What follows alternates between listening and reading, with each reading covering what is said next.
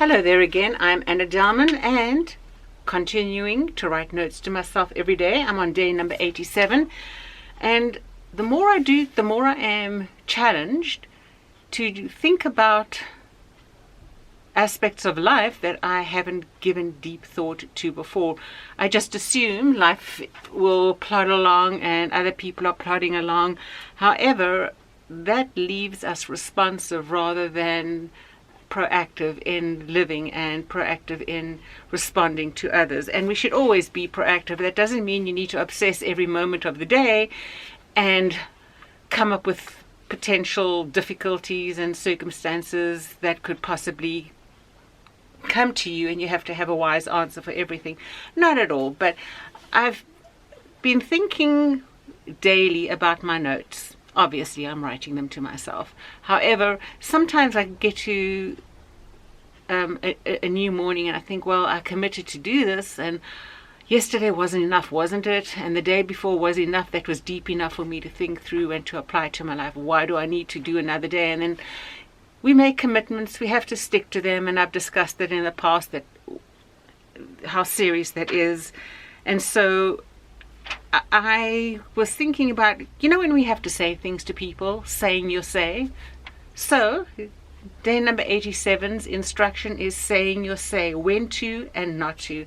What's the wisdom behind all of it?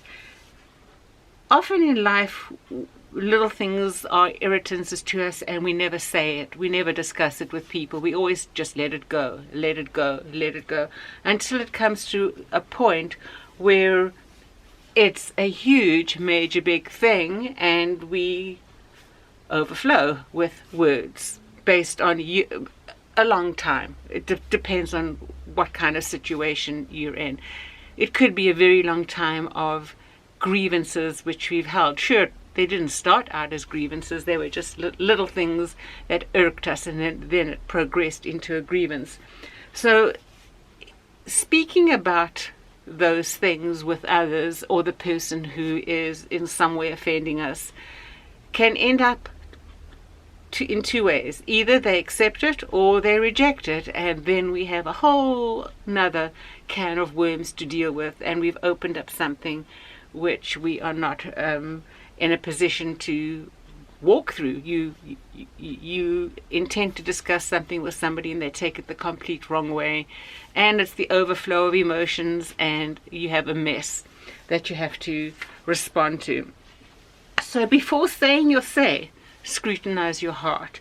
What truly is at the bottom of those things that you are not comfortable with?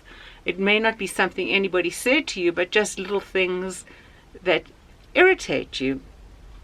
Are they sufficient to have to say something about? Or have you been responding all along correctly to those little things? Or shouldn't you have come up with a response within your heart the moment those things started happening way back when, and you dealt with it each time as it progressed, so that it didn't get to be an overwhelming irritant for you, or irritants for you?